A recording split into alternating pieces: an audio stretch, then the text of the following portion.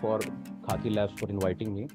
Um, Today's lecture is about the history of Indian cinema as well as the historicity of Indian cinema. And I hope the participants will like it from an academic point of view and otherwise as well. So let's continue. Right. So as a title suggests, I'm trying to sort of, or I'll try to give a introduction to Indian cinema from a historical point of view. Uh, and we'll try to go through some early milestones in the 20s and 30s up to, let's say, the 70s and 80s. And at the end of it, I'll try to look at, from a critical point of view, I'll try to look at how this entire business of making historical cinema works out, right?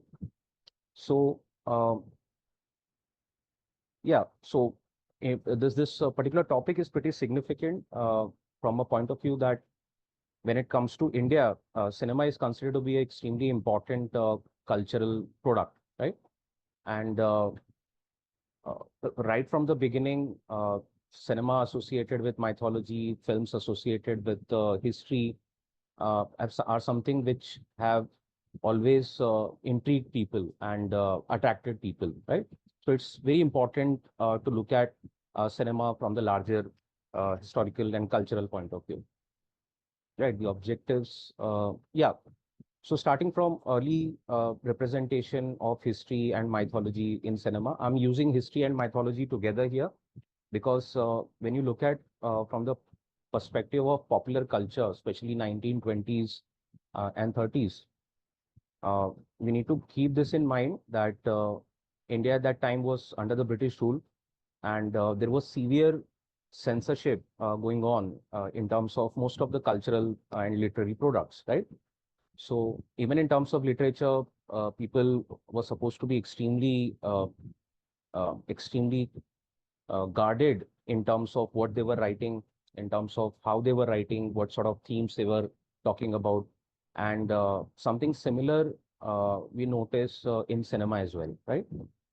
Even though politically this particular period is extremely dynamic, but in the early representation of Indian themes in cinema, we notice that instead of picking directly upon these current issues of importance, uh, the cinema makers or the filmmakers tried to pick up issues associated with mythology, issues associated with history, where they were able to talk about some of the issues, but in an indirect manner, right?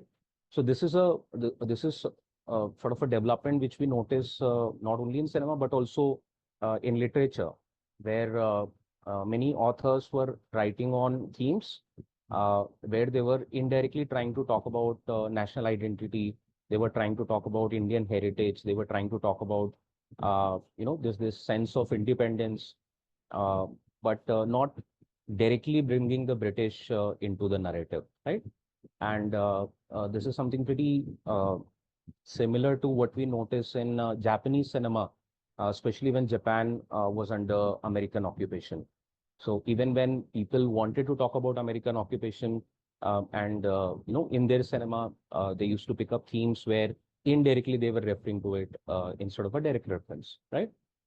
So that's why we notice many of these films of the early 20s and 30s and 40s dealing with mythological themes and historical themes. And apart from that, one other sort of practical reason was that cinema was a new medium in India, and many of the stories, mythological or historical stories, which people were trying to tell, were already known to people. So there was sort of a captive audience in that sense. And because a lot of investment was required, people were uh, automatically attracted towards themes where they were sure that some sort of audience they will be able to attract, right? Instead of completely experimenting and making no money at the end of it. Okay, so we start with Raja Harishchandra by Dada Saheb Phalke, right? Dada Saheb Phalke is considered to be, or is sort of the pioneer of Indian cinema, and started his work from Mumbai, right? Uh, the first film itself we notice is sort of a character which is really popular in Indian mythology, Raja Harishchandra. 1936 we notice another major film coming up, titled Sant Tukaram. Then 1941 we notice a film by Saurabh Modi titled Sikandar, right? Which is one of the first depictions of Alexander when it comes to sort of major cinematic projection. Yeah, Raja Harishchandra, Sant Tukaram, Sikandar. These films became pretty popular because these stories were already known to Indian people. Uh, at the same time, people were really excited to see them on screen, for the first time as such. And this particular thought process was repeated again and again, and it's still being repeated in regional cinema as well as in national cinema uh, in India. Okay, so I'll skip some of these slides. Okay, so yeah, in terms of style, influence, and impact, uh, most of the time these films, portrayed historical events in a romanticized sort of style. Okay, uh, in terms of acting, a lot of melodrama was involved. Lot of the style which might not be popular with the current sort of audience we have, right? And most of the time, the themes which these people try to work upon were national pride and cultural heritage. But again, in a sense, where they were able to dodge the censors, because uh, if any sort of direct reference generally was made to the British authority or to, let's say, any other powerful entity, there was a high chance that the film uh, uh, will sort of never see the day of the day as such. Okay. For example, uh, 1936, famous Hindi writer Munshi Premchand, uh, who was in Mumbai at that particular period of time after going through serious economic crisis for a long time, even though he was a highly successful writer. He decided to come to Mumbai because he got some offers in Mumbai to write screenplays. And when he came to Mumbai, he started working on several themes. And because the entire idea of workers and peasants was very close to his heart, he ended up writing a story titled Majdoor, right? And this particular film was made. And as soon as this particular film was showcased, uh, they were sort of at one or two places, there were riot-like situations. And immediately the administration decided to ban this film, right? So, and over a period of time, all the sort of reels and reels associated with this particular film are completely lost. So that's just one example that whenever uh, there was an effort to directly deal with, let's say, the abuser, that might be the British, that might be, let's say, the owner of an industrial sort of entity, immediately there was a response. So people tried to come up with cinema which was much more acceptable uh, as well as entertaining. Right, moving on. Let's talk about Bombay Talkies. Bombay Talkies also played a very important role in terms of how the cinema movement in Bombay evolved over a period of time. Bombay Talkies was founded in 1934 by Himanshu Rai and Devika Rani. Both of them got their training with regards to cinema abroad, and even before Bombay Talkies was formed, they had made a film again on historical sort of mythological theme associated with India, that is The Light of Asia, which was based on the life of Buddha, right? And this was an international sort of project, and it saw a lot of critical acclaim abroad. This particular film was directed by Franz Austin, uh, who became a sort of a collaborator with Himanshu Rai and Devika Rani for a long time to come, uh, and ended up directing many films associated with Bombay Talkies. Right, Bombay Talkies. I'll suggest to the listeners to read more about Bombay Talkies because of the kind of pioneering sort of role this particular production house played, and also the kind of support it gave to a lot of fantastic artists associated with that time. Somebody like even Sadadasan Manto, the famous writer, used to work for Bombay Talkies. Many of the film stars who became superstars later on started their career with Bombay Talkies as such, right? So, yeah, Himanshu Roy, uh, this is a still from Light of Asia, and this is an image of their production house building in Malad. So they had their office in Malad, and Malad in those times uh, was not a place known for heavy density of population. So they decided to have a sort of a setup there, but over a period of time, the structure has generally collapsed. Right. So Bombay Talkies also had a Nazi connection in the sense of the Germans who were working in Bombay Talkies, right? So with Himanshu Rai, Franz Austin, and many of his German colleagues also decided to come to India, and most of them were into the sort of technical team of Bombay Talkies, and they ended up joining the Nazi Party around 1935, 36 as such, right? And later on, we notice as soon as the World War II starts, the Britishers started rounding up many people of German descent who were in Bombay at that time. Um, this entire group, led by Franz Austin, was also arrested. Many priests were also arrested who were of German descent. And finally, Franz Austin was released in 1940, and then he decided to go back to Germany, where he continued to work as a filmmaker for some time to come. Yeah, this is Franz Austin. This is a seriously interesting book dealing with his journey and his stay in India. Right, Alamara can be considered as another sort of film which dealt with a topic associated with or a theme of historical fantasy as such, and it's pioneering in the sense that it was the first talkie film in India, right? So technologically, this film can be considered as a milestone. And after this, we noticed that more and more films started using a similar type of technology. The filmmakers started becoming more and more, aspirational and started using better sort of technology, and which we ultimately notice in the kind of and the quality of cinema uh, coming up later on.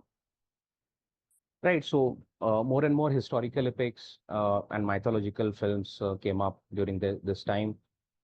In terms of historical epics, almost everyone knows about mughaleazam. A lot of mythological films in let's say Mumbai film industry as well as in regional cinema also started coming up, and uh, these historical films and mythological films over a period of time became so popular that in a way, apart from whatever cinematic value they had, they started also influencing a lot of other aspects of our life, right? For example, many of them had serious cultural or had serious cultural impact on the Indian psyche. uh, they ended up connecting with the deep-rooted traditions and values of Indian people, and so much so that many renowned artists, renowned actors wanted to be part of them because of the kind of success they were getting in terms of the box office as well as the kind of popularity people were noticing among the masses, right? Uh, Post-independence India, we also notice this particular issue that a lot of challenges which India had faced uh, after, let's say, after India became, as soon as India became independent, especially the challenge associated with reconstruction, right? Reconstruction of the nation, and how to move ahead as a young nation, right? A lot of these ideas were picked up by filmmakers, and uh, films now, I'll give you example of some of the films were not necessarily they were made on historical themes, but uh, there was a direct impact of the history of India, just the sort of independence movement and the kind of values and the kind of ideas which were pretty popular in those times, right? For example, 1950s to 1960s, up to let's say early 70s, we notice a lot of nationalistic films coming up, films with nationalistic themes which started coming up, and films which talked about, uh, in a way, reinforcing India's national identity, and also portrayed, the struggle of freedom fighters, as well as the struggle of ordinary sort of people, right? As citizens of the country and as makers of new India. So, if you talk about iconic films associated with this era, Do Biga Zameen comes up, right? Directed by Bimal Rai, address agrarian issues and land reform issues. Mother India comes up as a seriously good example, right? And uh, which talked about the spirit of resilience and uh, the virtue of rural women, virtue of farmers, and it also became the first Indian film to be nominated to the Oscars uh, that way. Right, Mother India, Do Biga Zameen. Shri 420 is also an interesting film, which is not set in a rural setup, but again, the protagonist sort of comes up from a rural setup into the urban area, faces or sees the kind of moral decay, and ultimately goes through a change of heart at the end of the film, right? So that particular film also touched, right? So many of these themes revolved around rural life, social justice, nation building, right? Challenge often portrayed the challenges of post-independence reconstruction of the nation, and we noticed that uh, uh, uh, over a period of time, some of these filmmakers also started directly making films on these kind of themes, not indirectly but directly. For example, uh, for example, we have Manoj Kumar, who was also known as Bharat Kumar uh, in the media for the longest time. Started his career sort of a cinematic genius, in the sense he was a writer also, a director also, producer, actor, and uh, in 1965 he uh, got in touch with Lal Bahadur Shastri, the then Prime Minister, and Lal Bahadur Shastri sort of told him to make a film on the theme of Jai Jawan, Jai Kisan, right? And he was inspired by this. He ended up making Upkar on that particular suggestion. Unfortunately, Lal Bahadur Shastri died in 66, and he was not able to go through this, right? But uh, sort of we see this overlap between the kind of themes which were out there in the political and social realm, and the themes which were being talked about in cinema, which was again pretty successful commercially as well, right? Purab and Paschim is a film associated with them. Kranti is again a highly successful film associated with him, came out in 1981, and dealt with uh, a theme of history by coming up with by depicting a story regarding freedom fighters and their struggles, right? So uh, yeah, moving on, 1950s to 1970s, one can argue uh, can be sort of looked upon as the golden age of historical films in India, right? Uh, there are multiple reasons for that. One of the reason or yeah, one of the first reasons I can come up with is, or it has to do with change in technology, right? So this was a time when the medium of cinema itself was going through a lot of changes in the West as well, and those technological changes then were affecting what was happening in India in the field of cinema, right? In the West as well, massive historical films were being built, were being made, right? And camera technology was going through serious change. Editing, uh, technology associated with curation of music, right? All these ideas were going through serious change in the positive direction, right? And a lot of that had an impact on what was happening in India as well. Uh, yeah, so historical spectacles, a lot of historical spectacles were made during this time. For example, mughaleazam, all of you might have seen it. If you have not, I'll seriously suggest you to watch it, right? Especially to the younger generation. Uh, Pakiza, Taj Mahal, these films did pretty well during those times, as well as they were massive in terms of their scale, in terms of their budget, in terms of their execution, and their reach among the audience, right? So Mughal-e-Azam has to be, or till that time, it was considered to be the biggest film by far in terms of scale, in terms of budget, in terms of how it was imagined and executed at the end, right? And it remains even till today in terms of sheer ambition, one of the biggest films that way, right? And a lot of the innovation which I was talking about in terms of cinema making can be seen in Mughal-e-Azam. Pakiza is another film associated with this particular period. Shatranj Ke Khiladi, uh, again, a seriously interesting film made by Satyajit Ray. And Satyajit Ray, arguably the only Hindi film ever made by Satyajit Ray, right? And this particular film was based on a story written by Munshi Premchand of the same with the same title, right? Shatranj Ke Khiladi, and it basically deals with the fall of Awadh uh, and the defeat of Wajid Ali Shah, from the hands of the British, right? Taj Mahal, 1963, its music was appreciated a lot during those times, right? These films brought a lot of global recognition, to Indian filmmaking.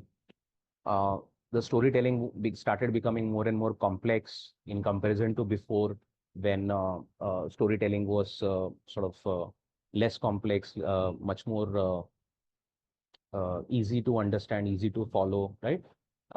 Historical accuracy started increasing because as Indian filmmakers started becoming exposed to what was happening abroad, and the entire culture of filmmaking started evolving. They also started becoming more and more aware that historical accuracy is something which was really important, right? So we noticed more and more stress being given on this. Okay. In terms of regional cinema, also during the same period and even beyond 80s, 90s, and up to now, in Bengali, Tamil, Telugu, Malayalam, Marathi cinema, also you notice many films coming out associated with themes of mythology, themes of history, and especially in Maharashtra, you will notice the last few years, so many films have come out dealing with Maratha history, Shivaji Maharaj, specifically, right? Uh, हाँ तो ये 7:30 तक तो आ ही जाएंगे ना आपको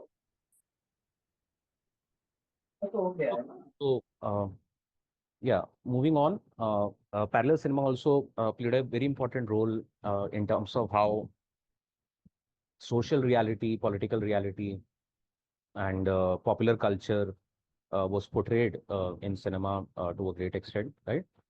And historical narratives were given serious importance and respect when it came to parallel cinema. Okay. For example, Garam Hawa can be considered to be directed by M.S. Satyu. can be considered as a masterpiece dealing with the impact of partition on Indian populace and specifically on Muslims in North India, right? So much so that it is used as a film which is shown by teachers across the country when they want their students to learn uh, how the common man suffered or what they went through during partition. Bhumika is another very good film. Manthan by Shyam Benegal is another sort of great film dealing with social issues, right? Uh, Parallel cinema often dwelt into historical narratives to comment on contemporary social issues. It also talked about caste discrimination, gender disparities, political corruption, among other topics, right? And the storytelling started becoming more and more unconventional, more and more complex during this time. Yeah, Garam Hawa, Bhumika, Manthan. Uh, Unfortunately, uh, parallel cinema never got the kind of reach which conventional cinema had because it's pretty easy to understand because uh, most of the cinema owners and most of the distributors were basically looking at films where they thought they'll be able to make money, right? And when they used to look at these kind of films which were much more rooted, uh, much more, let's say, much more rooted in society, in culture. Uh, but they used to think that the entertainment sort of quotient is lacking, then automatically this sort of cinema used to lose out in comparison to mass entertainers, right? And even in terms of a lot of mass entertainers, uh, you know, we noticed that there were a lot of authors specifically who had an academic bent of mind, who had a socialist bent of mind. Some of them were communist in terms of their political, affiliation, and we notice the impact of their politics and their ideology on their work, right?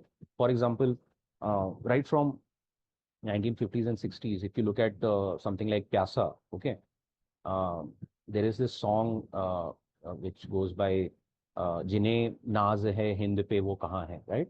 So Sahir Ludhianvi was the lyricist of that particular song. And Sahil Ludhianvi was a communist who grew up in India, then went to Pakistan, and because of his communist allegiance, he was driven away from Pakistan, came back to India, settled down in India, and the communists had a different sort of view of what was going on, right? So the communists were much more radical in terms of their definition or their idea of social reforms and political reforms and economic reforms in general in comparison to the Indian National Congress. And that's why many of the communists were members of the Progressive Writers Association. Uh, Later on, many of whom became film writers. In their writing, you see sort of a cynicism towards what was happening in India, right? So at one extreme, you had people like Manoj Kumar, who was making cinema where the struggles of modern India were being looked upon from a positive point of view. And then you had a lot of writers who had that sense of cynicism. And later on, you had the writers who channeled that sense of cynicism into massy narratives, right? For example, you notice 1970s and 80s, Salim Javed taking up a lot of issues which can be considered, themes and issues which can be considered as um, themes generally associated with the socialist icons or communist icons, and they basically brought them into the mainstream, right? So, uh, and that was a genius, right? So you notice film like Coolie coming up, where the protagonist is a coolie, and uh, and the antagonist sort of is a rich guy, and the film ended up doing pretty well. But again, these were mass entertainers, right? They were not so rooted in socio-cultural reality as films associated with parallel cinema were. Okay. Uh, yeah. Okay. So moving on to the next part of the presentation, representation of history in cinema, a critical analysis. In general, when we talk about historical films in India, one of the biggest issues which we come across is this idea of historical inaccuracy, right? Uh, we notice that any film you talk about, most of the films you talk about, uh, as soon as a film associated with historical theme comes up, there is a controversy which follows immediately in the media and otherwise, right? Uh, which talks about the lack of accuracy, which talks about lack of accuracy in terms of the storyline, in terms of the costume, in terms of a lot of other things, right? And uh, I believe it has a lot to do with how historical themes are generally perceived by filmmakers themselves, right?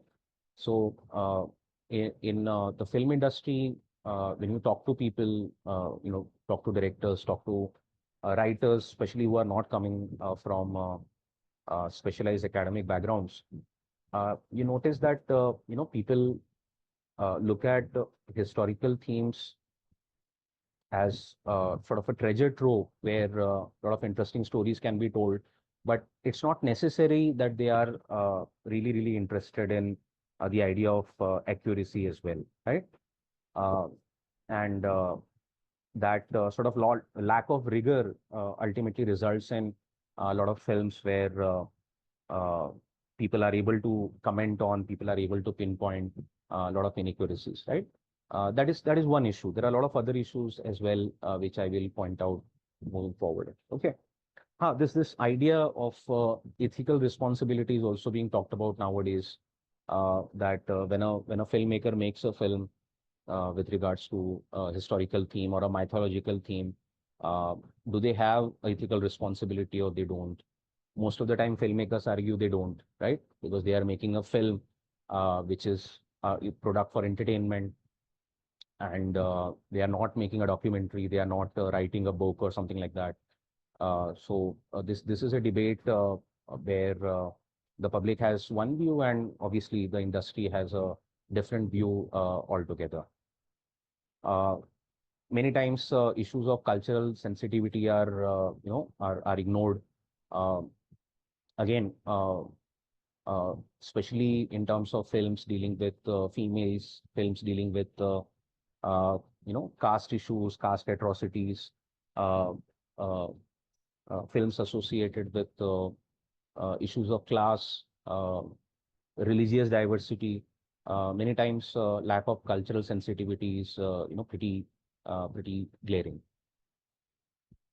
Yeah, in the current era, the issue of political influence also comes up uh, with a lot of films which are becoming popular nowadays, picking up issues which are close to our government, uh, and this is something which has happened with film industry with the film industry since the beginning, right?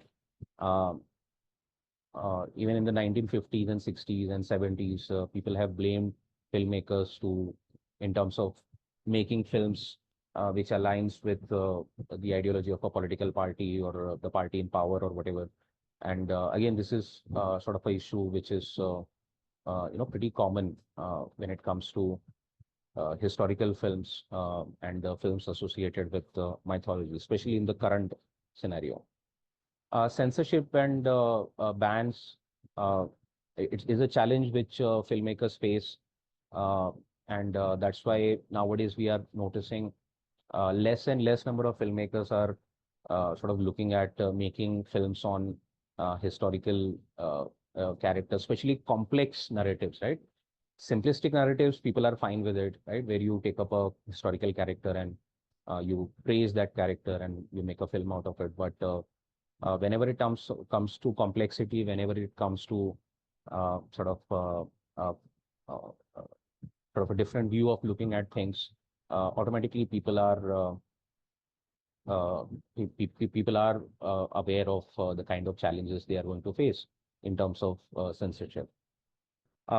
Even uh, yeah, these kind of challenges leads to public response, which I was trying to point out that historical films and films associated with mythology are generally the films which elicit majority public response, right? It and most of the time it's negative, which is not a good thing for this kind of cinema, right? Um and there needs to be sort of a public awareness as well that when they look at this kind of films, instead of looking at them as a document of history, they need to look at them as sort of a medium of entertainment, uh, and and for history they need to look at textbooks and books and other sort of material which follow academic rigor, right? Filmmakers are also forced to maintain a balancing act, uh, because uh,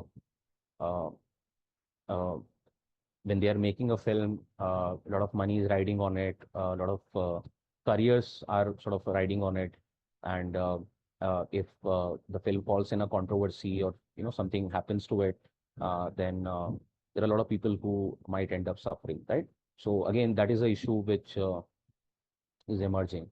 Yeah, responsibility of the audience, I already talked about. People need to recognize, uh, that uh, they are not specifically looking at a historical sort of piece of audiovisual content, right? And they should be able to discern between fact and fiction, and look at cinema for what it is, right?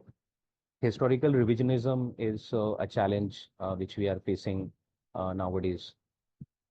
Uh, yeah, and yeah, a lot of these ideas are part of an evolving discussion, uh, which which are associated with Indian cinema in general. Right. Let's talk about some of the limitations of cinema as a medium of history. Right. So I keep telling this to my students as well that when it comes to Indians, uh, most of our people, especially nowadays, they love to go to a cinema hall to watch a film about a particular topic or a web series instead of actually looking at a book, right? But there are some limitations which people need to keep in mind when they look at cinema as a source of information, right? For example, cinema mostly deals with selective storytelling. It can't really pick up extremely complicated ideas or extremely complicated narratives. Uh, Mostly, uh, there is a story, or most of the stories are a battle between good and evil, right? In that particular setup, a story has to be set. But most of us who are students of history know that this is not a binary in which most of the historical narratives can can be put in, because reality is much more complex than that, right? Filmmakers also end up taking a lot of artistic licenses, uh, artistic freedom, right? They prioritize entertainment instead of information, instead of let's say having a educational point of view, and they can't be really blamed for it because they are making cinema from a different perspective altogether, right? Oversimplification is another issue which is associated with historical films in India.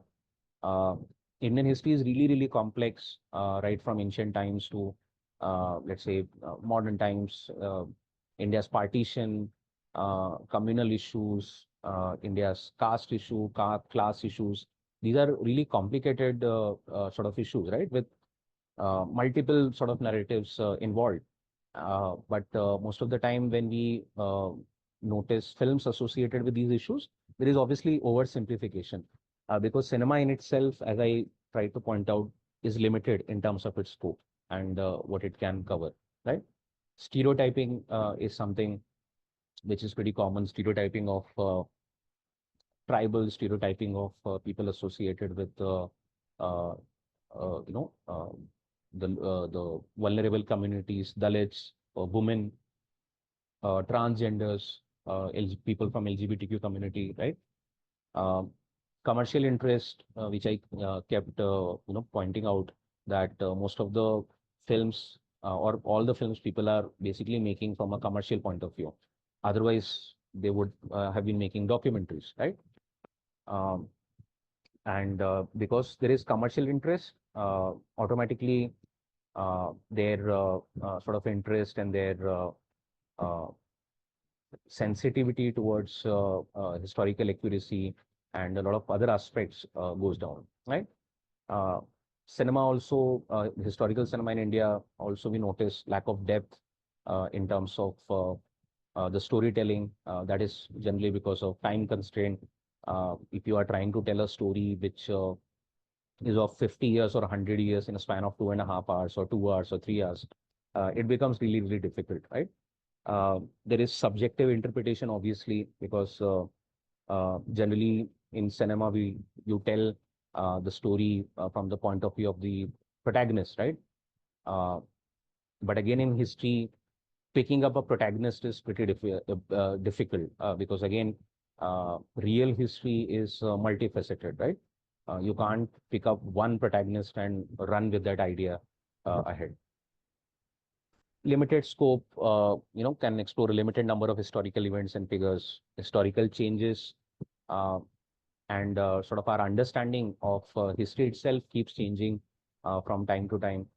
But for example, in books and all, what people can do, they wrote something and published it in 1990, but some new research came up, some new discoveries sort of came up, and they can add another chapter in that book in 1995, in 2000, in 2005, right? New editions can come up. But when it comes to film, once a film is made, it's made, right? You can't do much to it. And that's why historical films, looking at them as a source of, pure history is problematic, right? To a great extent. Yeah, so in summary, cinema can be a powerful medium of bringing history to life, engaging audience, and sort of giving them a understanding of culture, mythology, and the kind of socio-cultural values which the country has gone through, people have gone through. But at the same time, viewers who are interested in historical accuracy should complement their cinematic experience with books, with documentaries, and with other sort of supported material, instead of looking at a film and then basing their entire perspective on in terms of whatever they saw, right? So yeah, so that's it from my side. I hope I was able to uh, sort of do justice to the topic I had taken. Thank you, Arun. That was a really interesting talk. And we've learned a lot about historical films in the country. We have quite a few questions, so I'm just going to dive into those. One is that what is your view on remakes, say like Mughaleazam? Um, yeah, view in the sense that remake should be made. I'm not a critic of that, but the point is that I'm not sure that a remake of Mughal might work, because Mughal was made in a specific time period, Right. and when it came out, it was such a great spectacle. Now people are used to much better technology and much better sort of storylines. Yeah. It might not work. So many of the remakes fall in that trap. They try to replicate something which happened 40 years ago, but they forget that the taste of the audience has changed, and the way they look at cinema has changed. So it should be made, but if a sort of a new twist can be added. But again, if you try to add a new twist, then the older understanding which people had about the film is lost. Yeah. So it's a complicated situation. It was made into a very successful play, and it was Yeah. quite a spectacle. So yeah, I guess maybe another medium. Yeah. Another question is, where can we see films like Mughal-e-Azam and Pakistan today? I guess most of them are available on YouTube as well as on places, OTT streams like Amazon and stuff like that. Yeah. Uh, Something like Light of Asia, which came up in 1920s, is available on YouTube. So a lot of Oh, these old films are actually people have got their digitize them, and they have ended up putting it up on YouTube and stuff like that. right. So yeah. Okay, there's some comments, but I'm doing all the questions first. What was the world influence on Indian cinema, particularly in New Wave and vice versa? What was our influence on New Wave cinema? Uh, okay, so the world influence, can be sort of understood from this point that most of most of the good directors, 1950s, 1960s, writers, used to watch, you used to try to get hold of foreign cinema, uh, which was difficult in those times. And till 1990s and 2000, it was pretty common for producers to get hold of a DVD from somewhere and hand it over to a writer and tell the writer to rehash it into the Indian context as such, right? So one can notice right from 1940s and 50s that there was serious influence of foreign cinema on India. And a lot of movements which we notice abroad, a decade or so late, they end up hitting India. And a lot of those trends are followed as such. Okay. Um, uh, in terms of Indian influence abroad, I can argue that especially as the internet became a big thing, right? More and more foreign viewers started getting exposed to. First of all, they were only exposed to Bollywood, but later on they also started getting exposed to South Indian cinema. Uh, and over a period of time, Indian cinema itself emerged sort of a source of entertainment. Uh, uh, uh, one can argue legitimate source of entertainment in many countries around the world. RRR is a great example of how it picked up and peaked in terms of that moment, where foreign audience also accepted it as a legitimate source of entertainment, even though the themes are completely Indian and unlike anything which is being made abroad. There are serious fans of uh, Telugu cinema, Malayali cinema, Tamil cinema abroad, and yeah, in my view, that started happening more and more after sort of internet. Yeah, I was saying there was also a lot of, I remember in Russia, there was always a great popularity for Indian Yes. films for Yes. some reason. Yeah. So I'll just make a comment on that. So because our freedom fighters, especially when you look at somebody like Jawaharlal Nehru, was a socialist in terms of his political ideology, and in the great Cold War which was going on, India was looking for a partner, and India looked upon USSR as a much friendly partner in comparison to USA. USA was looked upon as a much more exploitative, much more dangerous probable partner. And India had partnerships at multiple level with USSR. So in technology, in terms of culture, a lot of our authors went there. A lot of our cinema makers went there. A lot of technology came from USSR as well, and that's why you notice that the writers and directors with a socialist point of view, their number was huge in those times, right? Because we had that cultural connect. Right. Lot of writers also used to go from India. I remember this interesting tidbit. Uh, uh, I'm not able to recollect the name of the author, but there was this author who went to Russia, um, wrote a book titled From Volga to Ganga, got married to a Russian professor there, and later on had children, but he was not allowed to bring his wife back to India because the Soviet Union did not have the liberty, it did not give a liberty of traveling to its citizens, right? So there was a lot of give and take in that sense.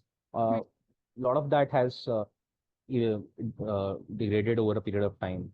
Even the way the government looked at supporting cinema financially, a lot of those ideas came from the Soviet Union, especially in terms of the NFDC and stuff like that. Yeah.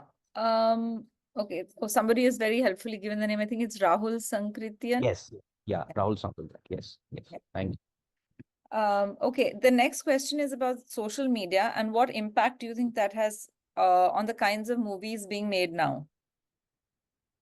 Social media. Um, Social media has played a very important role. I'll argue in terms of the stylization, right? So because nowadays most of, especially the younger generation, most of the time they are on social media, they are on their phones, and the kind of videos they notice are much more stylized.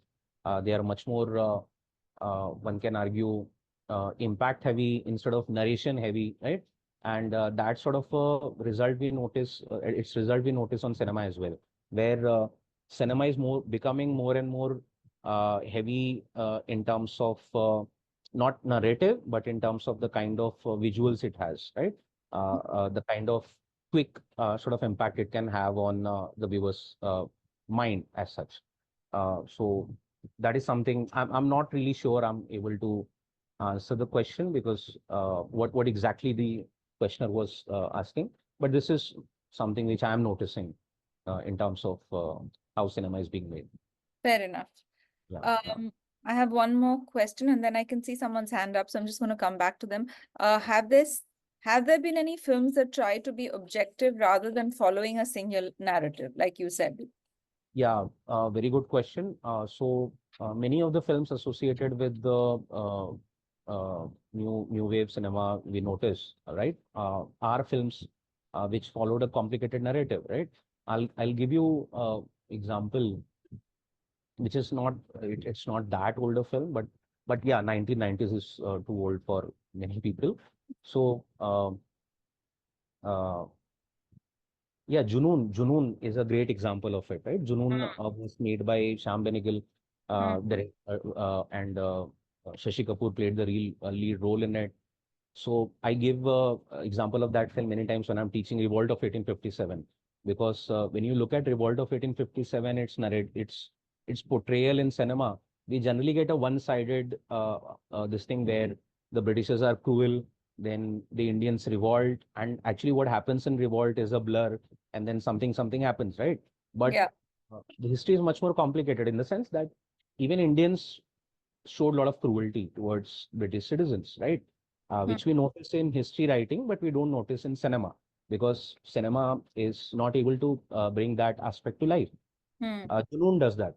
In Junoon, we notice Indian soldiers actually shooting unarmed Britishers, actually going, after churches and destroying the religious property. And that sort of a complexity is generally missing when it comes to commercial cinema. So, yeah, yeah. So, okay. Shankar, I can see your hand up. Would you like to unmute and ask your question? Thank you, Perina. Actually wanted to add as an input to the question yeah, Yes. that somebody asked in terms of watching a film from the retro period, retro years. My name is Shankar and I represent a community called Nostalgiana. We actually are a group that intend and endeavor to showcase Hindi cine music as a work of art. And in this context, I would like to share that there is this National Museum of Indian Cinema at Pedder Road, which has started putting up cinema on big screen all from those years. And I recently watched Jewel Thief.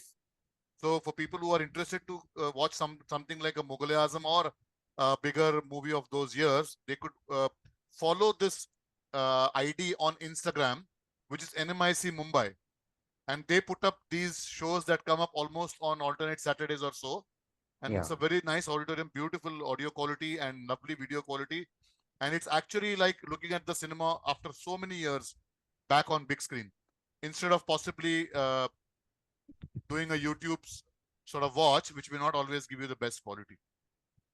That's And amazing. Thank you, Shankar, for that information. That's really useful. So I guess if you follow that handle, or maybe there's a newsletter you can sign up to, that I'm sure they'll, Yeah. keep you up to date with events, etc. Thanks. Thanks so much. NMIC Mumbai handle on Instagram. I'm just putting on chat. Yeah, that'll be brilliant. Yeah. Thank you so much.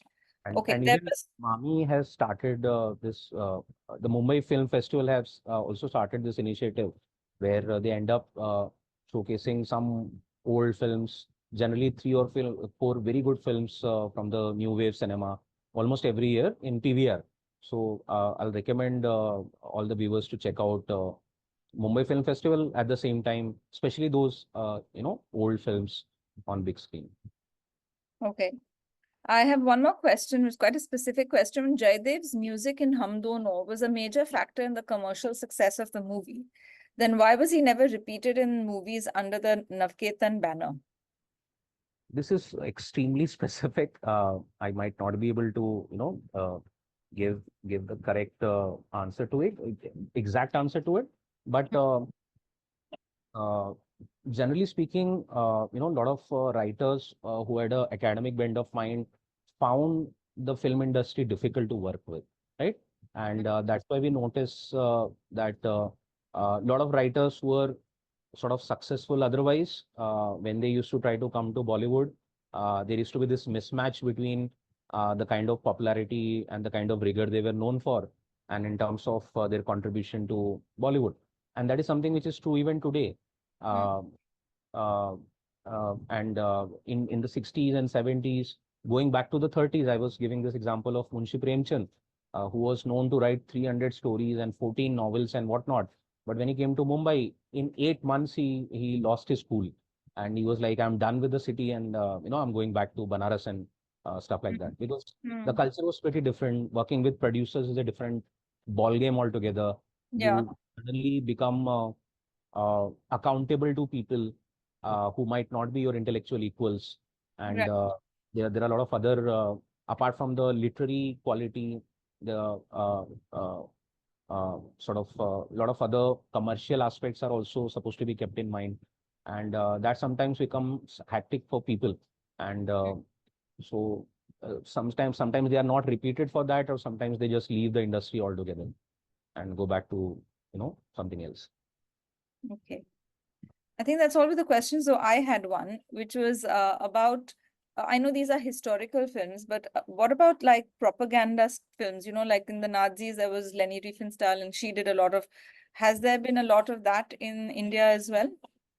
Uh, it's a complicated sort of area because in the 1950s and 60s up to 70s, a lot of films were made Hmm. which people were making from a nationalistic point of view. Hmm. But a lot of other people were saying that this is propaganda. You are basically parroting what the government is saying. Hmm. And in recent times, also, you might have noticed that this trend has picked Hmm. up again. Hmm. But I would argue that there is a fine line between sort of pure propaganda films and films which are slightly propagandist, but not completely, being in the favor of the government.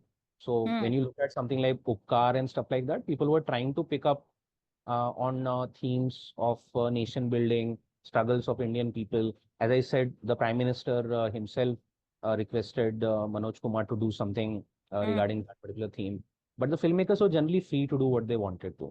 Hmm. So till the filmmakers are free, till the financing is not completely coming from the government, Correct. till there is some complexity in the storyline, a film can be preachy, but at the same time, it's not propaganda.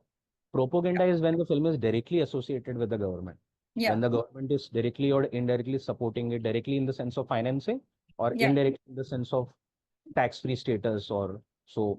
Uh, so people might understand what I'm trying to say. So when you look at a film, and if you're trying to pinpoint is it a propaganda film or not, a lot of these criterias can be applied, and Hmm. one is able to make out, what exactly is happening. Yeah. I think there have been a few of those recently, but yes. Yeah. Anyway, I don't think there are any more questions. So thank you very much for a really interesting talk. And I think, sorry, Shankar has his hand up again. Yes, Shankar, So go ahead. sorry, I don't mean to really, No, please, no barge worries. into the conversation. I Not at had an all. input on the question that was asked about Jaydev's Hamdono. If you're okay, I could just share about a minute on what happened. And these are Sure, purely narrations from Jaydev in his own voice. So absolutely, please. there are two aspects to it. The first, we have an audio where Jaydev is talking to Amin Sayani, and what he's saying is purely not in logic. Okay. What he said to Amin Sayani is, after Hum Dono, he asked Goldie, who is the director of Guide, as to why I am not getting an opportunity to score music despite my success in Hum Dono. And apparently Goldie, that is Devanand's brother or Vijayanand, told him that your name as a composer suits for Hum Dono, but doesn't suit for film names like Tere Ghar Ke Samne, Jewel Thief, and Guide. So this is the very blatant answer that Jaydev has given to Amin Sayani on an interview. And the second bit, he says that he had a fallout with Sahid Ludhianvi, the lyricist. And Mujhe Jeene Do was another film that came after Hum Dono. And after these two films, Sahid and Jaydev never worked together. So wherever Sahid had a weight in terms of the film's contribution, he would possibly tell the film people that Jaydev should be avoided. So these are some incidents that happened in cine music, but we have to take them with a pinch of salt to whatever extent we wish to believe, either on either side of the story. I just want to give this as an input, and these are all from sources that are authenticated, not a net or a Google information. Thank you. Okay, thanks. Interesting to know that. Yeah, thank you, Shankar. Okay, so I guess that's all for today. Thank you very much, everyone, for logging in and listening to the talk. And we hope you do so next Saturday as well for our talk. And thank you again, Arun, for taking the time and being on our platform.